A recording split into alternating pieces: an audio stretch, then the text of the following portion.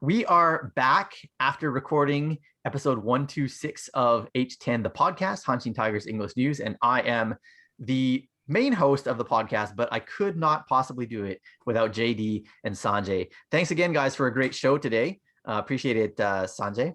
Aloha. And JD as well. Yeah, good to see you guys. And as always, we are not done talking Tigers because we love just shooting the breeze about this team. That's what we're all about. And so we are going to do that. So guys, last season, not that we want to, go through all that nonsense again, but we started the year 2-10, and that also included partially 3 straight losses against the Giants to start things off. And we ended up losing the season series against them last year. 10 wins for us, 15. No, that was 2019. It was worse last year. It was 8 wins for us and 16 for them. So a 333 win percentage against them. Things are a little bit different this year, aren't they? We started with 2 straight wins against them at Koshien, followed by a loss and then a win last night. So we are 3 wins and 1 loss. We are set to play them 25 times this year. And any thoughts, you guys, on how things have gone against these Giants so far? We've gotten a little bit lucky, I think, in some ways, because, of course, with two COVID-related things, the one being that they didn't have their big foreign bats to start off, whereas maybe the Tigers, we had Marte and Sands from the beginning, so I think that was one factor, and also they lost a bunch of their key guys to Corona along the way too, so I think that's probably been a factor in there. But hey, I mean, you win when you can, so I say that you just got to take advantage of those things. And if it works to our favor, then it works to our favor. Yeah. And also, I would say that this is the year where we are actually going to win more than lose against the Giants. So another factor perhaps is that we have not had to face Sugano yet. I mean, it's only been 4 games and we aren't facing him the next 2, nor have we had to face Togo. So they're quote unquote 2 best pitchers. Of course, Yuki Takahashi has, had a good start, but they're 2 best pitchers from last year we have not faced yet. We will face at some point this season. And JD, you're exactly right. Maru is not in the lineup. Wheeler, who was red hot when he got COVID, talking on the bench without his mask on, spitting on the field without his mask on. Thanks for being a spreader, boy. So I'm sure he's not watching this, but if he is, hey, props to you for just being a pro ball player. Anyways, yeah, without those guys, without Wakabayashi and without Nakajima, who I guess was having a good spring as well. And then, yeah, you add in Eric Thames and Justin Smoke, and they become a pretty potent lineup once all those things are in place. And exactly as JD said, you can factor in, well, we don't have Rojas or Alcantara, but how much of a disadvantage are we at for not having had them in the lineup? I mean, our guys have been doing quite well. We have 2 foreign bats, which is probably what we're going to roll with the rest of the season. Whether it's Rojas or not remains to be seen, but there probably will be 2, and we've had 2. And same with our pitchers. I mean, we've got Joe Gunkel, who has been performing splendidly, plus Robert Suarez in the bullpen. So we're not, devoid of our foreigners. Another thing that is going to affect at least probably the rest of this matchup and the next one against them is that Robbie De La Rosa, their closer, is not going to be with them as well. He's gone back to the States for citizenship things. And so with the quarantine periods in there as well, he is not going to be able to play probably, well, at least until like mid-May, something like that. So we dodged that bullet as well. So this is the time though, guys, for us to take advantage of that. So far this season through 4 games, let me throw you some stats. Against the Giants, we are 3 wins and 1 loss so far. We have scored 23 runs in those 4 games, and that includes a shutout loss. And so the 23 runs have come in the 3 wins. We've given up just 11 runs, and that includes 5 last night in the big win. So before that, 6 runs in the previous 3 games. 6 home runs for our team, and batting average of 280 against them with an ERA of 291. 3 errors in those 4 games, unfortunately. 5 of those home runs came last night. Yes. True. Well, I mean, the first 3 games were at Koshien, where, home runs are definitely less common. And so you can factor that in as well. But 3 wins and 1 loss with a pretty good, the run differential of 12 in those 4 games is pretty formidable. And so, yeah, I mean, if we can keep this going, great. And obviously, as you both have kind of mentioned, we got to strike while the iron's hot. While they're missing some of their key players, we got to build up a little bit more, in the win column there. So looking back through the years, you guys, do you know when the last time is that Hanshin had a winning record against the Giants? Decades ago, yeah. 2014, 2013, something like that. 14 years ago is correct. Actually, yeah. So 2014, we were 11-13 against them. The last time we had a winning record against them was 2007, 14-9-1. And then we actually went 3 straight seasons during our mini dynasty there, I guess. Barely call it that. But 2003, 4, and 5, we went 17-10-1, 17-10-1, and 14-8. Wow. So yeah, that was a really nice run in there. But aside from that, we have been dominated by them quite badly. So in particular, since I have been a fan, last year, as we said, was 8-16. The year before was 10-15, 8-16-1, 10-13-2. That was in our good 2017 year. 9-15-1, 9-16, 11-13. That was our go to the Japan Series 2014 season. So if you count the postseason, we were actually 15-13 against them. So I guess that could count. Let's count it. Okay, let's count it. And then the year before that, 2013, that you'd kind of guess, Sanjay, we were actually 11-12-1 against them. So pretty close. But yeah, like I'm not going to run through the entire board, but I mean, there's some pretty bad numbers in there. And on the whole, we had the worst record against the Giants last year of any team. We tend to have the worst record against them. They tend to beat up on us worse than anyone else. And the interesting thing is, like, the Tigers are so focused on this Dento no Isen, right? The classic series. And like, this is our big rival. And you ask the Giants guys like Masahiro Kawai, who came in, he's a former Giants player. He coached our guys in the spring training for bunting and defense. And he said, the Giants don't really give that much attention to the Tigers. They're just another team on the schedule. And so certainly, like, there is this kind of one-sided love, or one-sided, like, we've got the infatuation with them and they're just brushing us off. Like, we're just like everybody else. So what's the key, other than building up a little bit of, a couple extra wins in the near future? What is the key for us to do this year, to make this the year that we finally leave them in the hole against us? I mean, I'm not going to have too much, groundbreaking insight here, but I think just doing more of the same on what we're doing. I mean, having our starters really buckle down and limit the offensive damage that they do to us, which again is going to get trickier now that they're going to have a more potent lineup moving forward, but also hitting their pitching. I think we can do it. Sugano doesn't really scare me as much as I guess his reputation has. I think that we can hit him. And I think it's really just going to be about our bats putting up a lot more offense too. And I think this year, that's going to be the major factor. Interesting.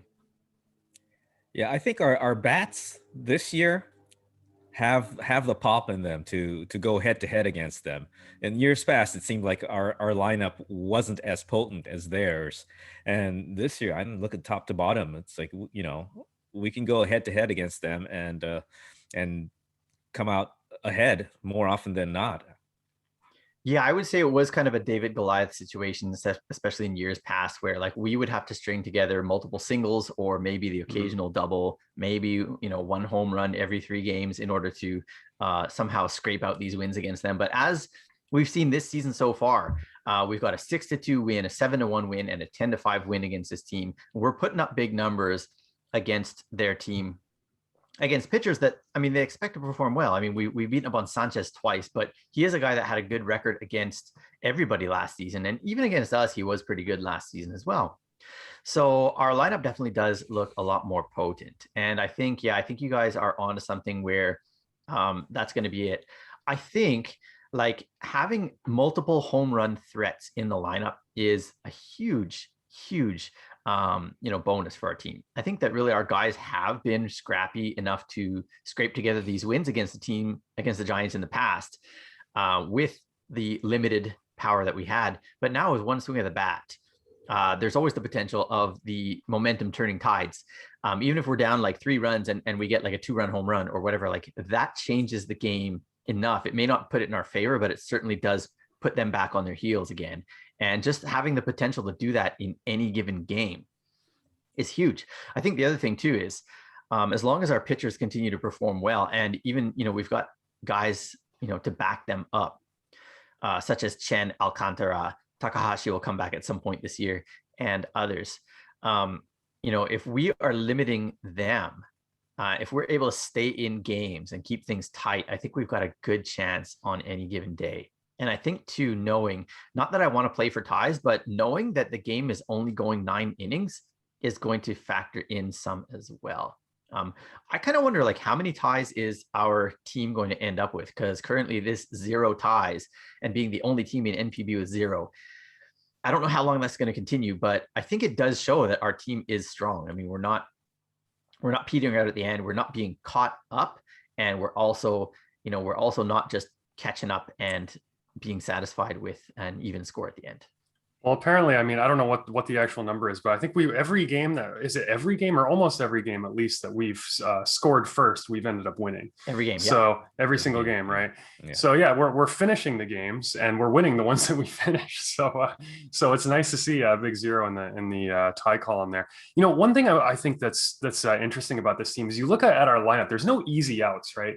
Maybe aside from Sato, like swinging a little bit at pitches outside of the zone, he might be the only one. I think Chikamoto's starting to heat up too. But you look like Itohara, Marte, you can't strike that guy out usually. He's really selective.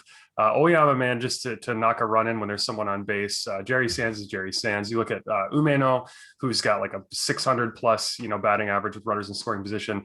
And then somebody like Nakano, who's getting it done as well. There's no one that you can just reliably count on that you're just going to get them out automatically. So it really puts pressure on the other pitchers, I think. And that's a really good way to have your lineup looking, I think. Yeah, the comment that was made too about, Oyama's finally starting to heat up, obviously, but we were talking earlier in the podcast about how his RBI numbers are strong. And the comments that were made were that because Marte and Sands are having such great seasons, the pressure on Oyama is really little. I mean, he doesn't have to do a whole lot. He just needs to be a placeholder almost and just knock in the sac fly or ground out to score a runner from third, and he still earns his RBIs, and this team still keeps scoring. The lineup doesn't just, he's not the rally killer because everybody else is doing so solidly. Well, there's nobody left for other teams' pitchers to pitch around, and I think we had kind of alluded to this in an earlier podcast where we'd said, like, look, as long as Sato is there batting 6, I think Sanjay and I, we talked about this. We said, like, well, they can pitch around Sato to face Umeno. And with Sato on first, with Sato out, pardon me, he's going to be the easy out. But if he's not the easy out, and all of a sudden, again, what I'd said, was that they could pitch around Sands, walk him, and then face Sato for the easy out, if that would be the third out or whatever, or get them out of a jam. They can't really do that as much anymore. And, I hope that Yano does not hesitate to, pull Sato out of the starting lineup if he starts to slump for a prolonged period. Again, I think Yano knows better than to use the top squad games as a place to develop a player and say, well, you're going to work through the struggle for a month. Like, I think if it goes a bit too long, especially if the standings are tight, I don't think he's going to have such a long leash for Sato.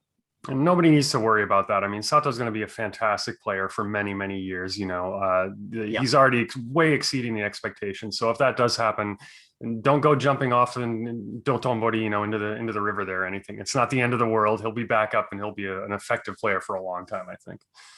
So here's another interesting thing about this batting lineup. And I think I hope it's going to give us hope anyways, or whatever. So the pitchers have been laying down their bunts really well and at a highly successful rate. And I'm not the type of guy that gets excited about bunting, and I'm not excited about this, but what it does is it's putting a lot of guys into scoring position. And typically it's been Nakano getting on base and being bunted over by the pitcher, and Chikamoto having a chance to score us a run. Now, more often than not this season so far, he has not gotten that done. He is batting 182 with runners in scoring position. And that's coming off a season in which I think he was somewhere around 350 in that same scenario last year. So when his bat gets going, those extra runs are going to start to score. And we saw one yesterday in the second inning where he did that. And he rounded first and ended up being thrown out between the bases. But Nakano did get all the way around to score. As that continues to happen more often, the former, right? The runner scoring, not him being thrown out. We're going to see a lot more run production even there. And so the pitchers are going to be contributing in that respect as well. And so even though they might be the easy out in the bunt, they are not necessarily just like, folding over and being completely useless. And then you add on to that. And again, I'm not putting high hopes on the pitchers to do this all season, but Fujinami's home run the other day, and then Gunkel actually has a pretty good bat as well, and he seems to enjoy batting. So what's so funny about that too? Those guys, they're both at least massive guys. They're taller than me almost. Strike zones, size of Texas here. How are they getting it done? I don't know. It's just too funny. Yeah, it is quite interesting. So we also got Nishi, who enjoys batting as well and has shown himself. Akiyama is another guy we can't leave out of that conversation. Then even I think Aoyagi's got an extra base hit or two in his past. So a lot of these guys have got it. And I think even Ito, did Ito get a hit in one of his starts? I think he might have. I think he might have as well. And he actually was good. I mean, he's putting the ball to the outfield when he does put it into play. So I think it was a bloop single actually, but yeah. Okay. Yeah. But I think he had like a line drive to left or something once as well. So he's actually able to do that. Now, you're listening to me, who is pro DH, sing the praises of our pitchers' bats, and what's going on there, right? Like, that doesn't even make sense to me. I can't believe I'm saying this, but as long as there is no DH, I mean, let's get excited about the few positives that we have when it comes to that. But on the whole, man, I think like our lineup is doing quite well from top to bottom, and that includes that number 9 spot. But I am interested to see, and maybe we'll talk about this maybe not next show, but the show after. We'll talk about what we're going to do for the DH when we do head into Interleague, which is coming at us in just over a month's time. We haven't mentioned Edwards yet, but I kind of want to see him hit the ball too. Did you see the batting practice home run contest that they had amongst the pitchers during spring training? Nope. Apparently Edwards is a former position player. Guy's got pop. He was like muscling him out over the fence over and over and over again. Like, whoa, where did that come from? I mean, he's a big dude too. He could be a two-way player for us. Well, Sands was saying, like, when I interviewed him, I asked who's your strongest teammate, and he said Edwards. So, and I got to see Edwards the other day, and I mean, he is a big guy. He definitely is. I mean, he is built like a trunk, and his song is perfect. His warm-up song, Big Bad John, the old school song. It fits. So, guys, I don't know, nothing but blue skies other than the rainy days for these Hanshin Tigers. I mean, that's the only thing that has stopped them from getting W's throughout the weeks. And so we're on this 8-game winning streak right now. The first one in 7 years, you said, JD, is that right? Yeah, since 2014, July. So there you go. So let's see if we can stretch it to 9, 10, and beyond. I know, really exciting stuff, you guys. It is great to see the Tigers at the top of the standings. I've said that like April, May, June, I don't care about the standings. I care about how many games above 500, and I stick to that. But it is nice to look at the standings anyways and see them at the top. But I love seeing this 800 win percentage. Crazy stuff. Keep going. Good talking to you guys today, and look forward to the next time we get to do this. All righty. Yeah. See you guys next time. Let's have a good series. Let's beat the Giants and keep this going. See you guys.